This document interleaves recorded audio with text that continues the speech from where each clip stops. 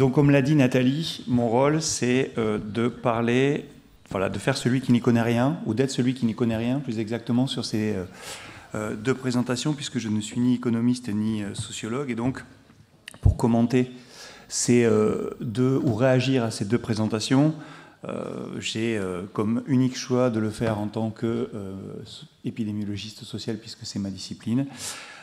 Et donc, voilà, pour décrire un petit peu ce que fait un épidémiologiste social, c'est d'essayer de comprendre la construction des inégalités sociales en utilisant des approches épidémiologiques et des théories qui peuvent d'ailleurs s'inscrire ou venir de la sociologie, et des approches, je dirais, quantitatives qui peuvent aussi être partagées avec nos collègues économistes.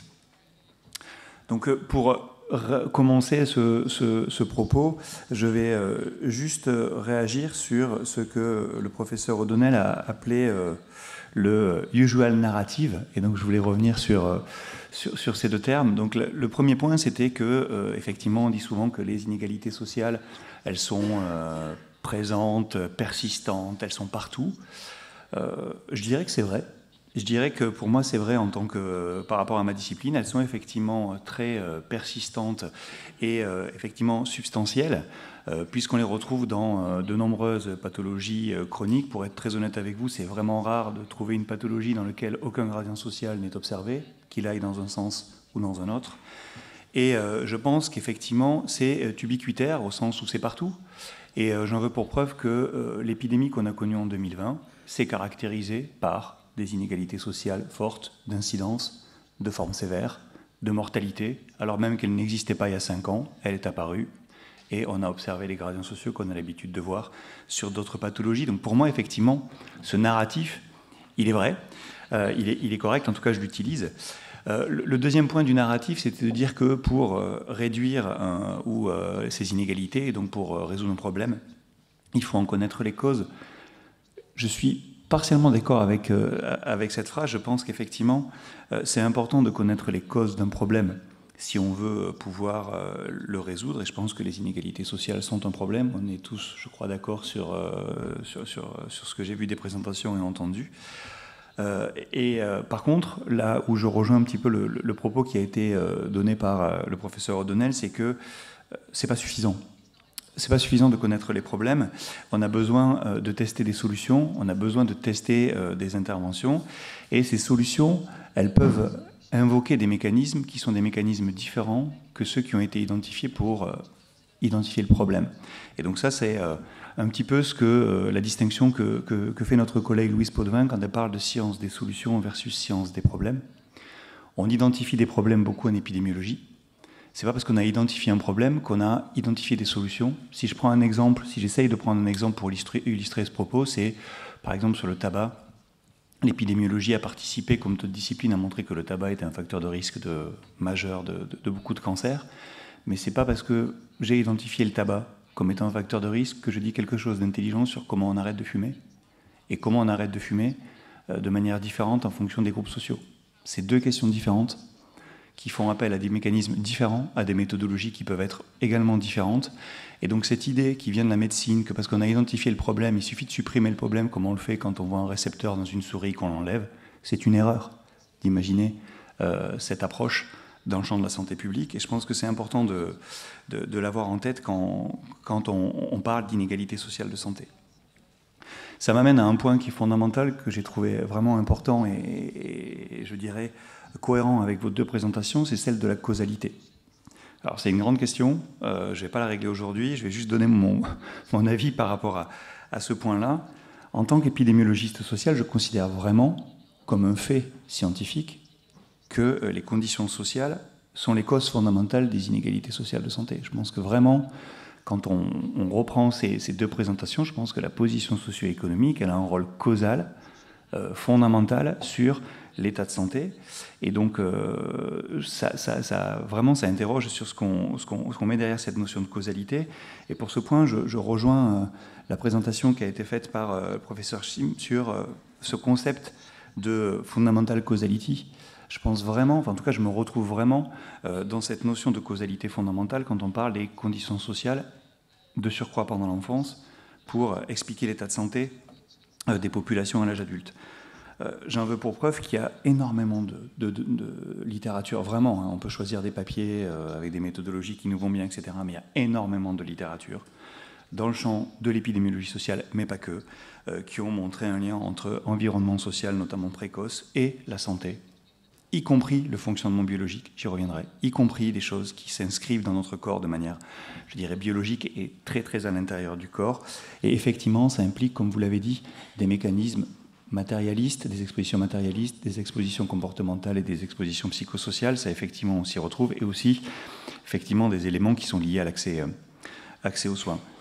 Ces associations, si j'utilise purement le terme statistique, elles ont été retrouvées dans différents pays, dans différents contextes, avec différentes méthodologies, avec différentes données, avec différentes approches. Et moi, je crois que ça, c'est un gage de certitude, si on peut utiliser ces termes en science, je me méfie, hein, mais plus on a d'approches différentes, plus on a des résultats stables et robustes dans différents contextes, quand on les approche de manière différente, et plus je pense qu'on peut avoir confiance en ces résultats. C'est effectivement ce qu'on appelle la triangulation, ces approches qui vont combiner différentes méthodologies. Et honnêtement, quand on regarde la littérature, il y a énormément de résultats cohérents qui montrent ce lien. Et un résultat pour moi important dans le champ de l'épidémiologie sociale, c'est que ce lien entre milieu social, pour faire très large, et santé, il est observé dans des études de cohortes de naissance. Vous avez parlé, monsieur O'Donnell, du fait que ça prend du temps pour pouvoir montrer des résultats, ce qui est vrai, mais on a quand même la chance d'avoir dans certains pays, alors pas la France, c'était une parenthèse, des cohortes de naissance très anciennes qui nous permettent d'avoir les suivis sur 50, 60 ans, et donc on peut, elles ont des limites, ces cohortes, mais on peut lier des expositions très précoces avec des résultats de santé tardifs, et ça a comme avantage, quand on discute avec nos collègues économistes, qui souvent nous opposent la causalité inverse. La causalité inverse, c'est quoi? C'est que ce n'est pas la position sociale qui joue sur la santé, mais la santé qui joue sur la position sociale, comme ça a été évoqué et démontré dans la première présentation. Mais quand on utilise des cohortes de naissance, dans lesquelles on a des enfants dès la conception, et on va pouvoir observer ce qui se passe dans la vie, on est dans des situations où on contrôle un peu mieux, même si ce n'est pas totalement, ce risque. Donc je pense vraiment qu'avec cette littérature, on a de quoi, en tout cas dans notre champ, assumer le fait qu'il y a un lien causal entre position sociale et santé. Certains de ces travaux utilisent des approches causales. Nous, dans l'équipe, on utilise des approches causales, qui sont des approches qu'on utilise en économie aussi, mais qu'on utilise effectivement des approches mathématiques qui se veulent être causales. Mais dans notre causalité, on approche cette problématique avec des chaînes complexes de causalité. Et en fait, il me semble aussi que c'est un point important. Ça peut faire écho d'ailleurs avec ce que disait professeur Chim sur le social buckyballs, le fait qu'on a plusieurs facteurs qui sont interconnectés, qui sont liés, avec un facteur A qui va jouer sur un facteur B, qui va jouer sur un facteur C.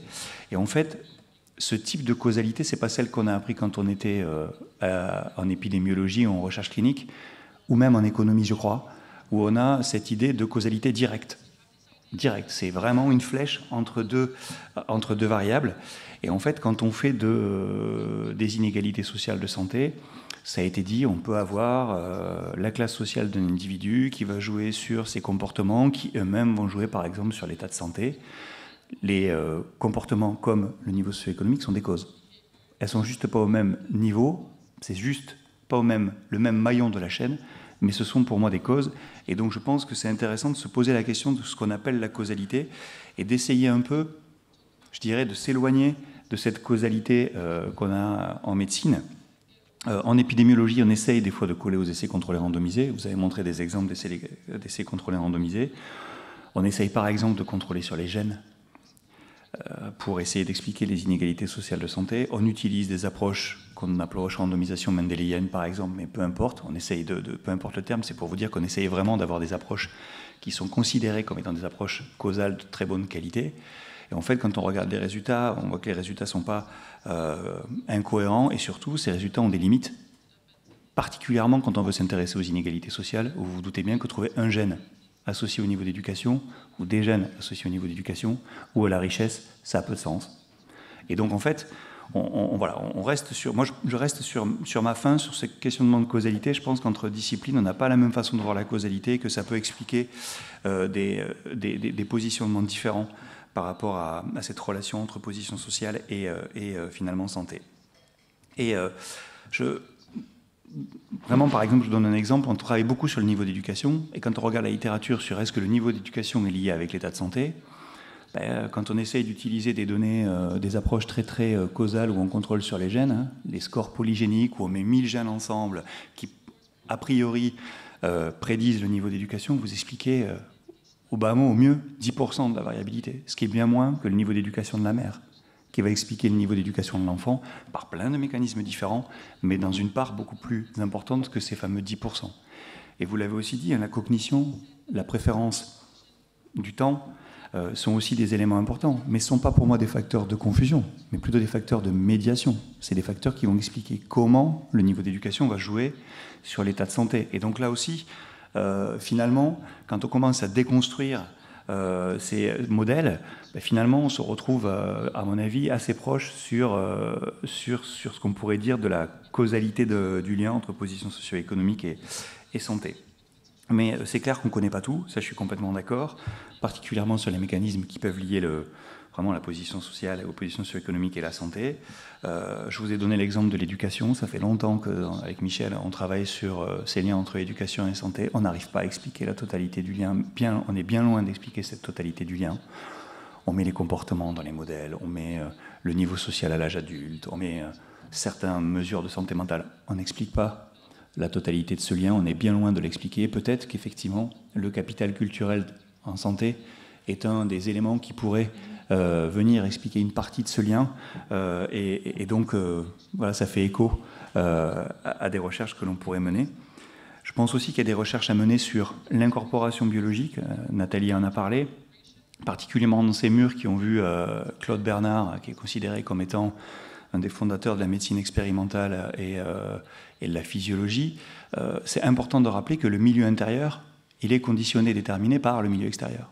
Et que donc la biologie, le fonctionnement biologique est déterminé par le milieu extérieur et donc la position sociale, et que donc il n'y a pas d'un côté le social et la biologie, mais il y a une intrication et que le fonctionnement biologique est déterminé par le social et que donc il faut étudier le social quand on s'intéresse à la biologie. Et donc pour terminer, il me semble qu'un point qui a été moins évoqué dans les deux présentations, c'est celle de l'intervention, même si le professeur O'Donnell en parlait. Je vous rejoins sur le fait qu'on n'a pas besoin de plus pour intervenir. Ça ne veut pas dire qu'il ne faut pas qu'on travaille plus sur les mécanismes, mais on a déjà suffisamment de connaissances pour pouvoir mener des actions. Et je crois qu'on peut faire quelque chose. Souvent, dans notre domaine, et Michel, on nous dit, mais c'est bien, c'est sûr que c'est mieux d'être jeune, riche et en bonne santé que d'être pauvre, vieux et en mauvaise santé. C'est souvent ça qu'on nous oppose quand on travaille sur nos inégalités. Et l'implicite, c'est qu'on ne peut rien y faire. On peut faire des choses. Si vous pensez à des situations assez macro, il y a eu des politiques d'austérité dont on a bien montré l'impact sur la santé quelques mois ou quelques années après. Donc on sait très bien que quand on change des choses au niveau politique, on peut agir sur la santé. Je vais vous prendre deux exemples un petit peu provocants, je le fais exprès, hein, mais depuis 20 ans, en France, on a fait grossir tout le monde. Pas de la même façon. Plus dans les milieux sociaux moins favorisés, mais on a fait grossir tout le monde. Si je m'intéresse au tabac, on a réduit la consommation de tabac en moyenne, mais plus dans les milieux sociaux qui sont favorisés. Et donc finalement, on a aggravé les inégalités sociales d'obésité et de tabagisme sur les 20 dernières années en France. Donc on est capable d'agir sur le réel.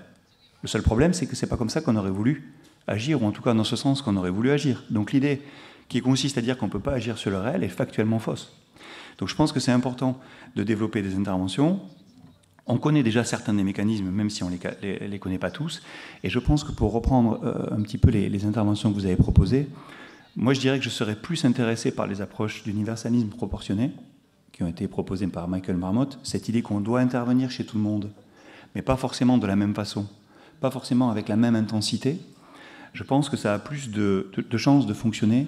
Et j'ai du mal à imaginer des actions uniquement sur des populations qui seraient moins favorisées, parce que d'une part, il y a un risque de stigmatisation et de discrimination qui est bien connu et démontré, y compris en épidémiologie. Mais c'est aussi considérer que la classe, je dirais, favorisée, va rien faire en sachant qu'on n'intervient pas chez elle. Et ça, il y a des travaux qui montrent que quand on n'intervient pas dans la classe la plus favorisée, elle peut avoir tendance à se mobiliser et à finalement agir contre l'intervention qu'on avait mise en place. Donc je pense que c'est un sujet important. Et donc il me semble que développer des interventions basées sur cet universalisme proportionné doit être développée, ce qui implique de travailler avec les populations concernées, les publics concernés, et donc de partir de leurs besoins, de leurs préférences, comme vous l'avez dit, de leurs envies, qui sont à mon sens socialement construits.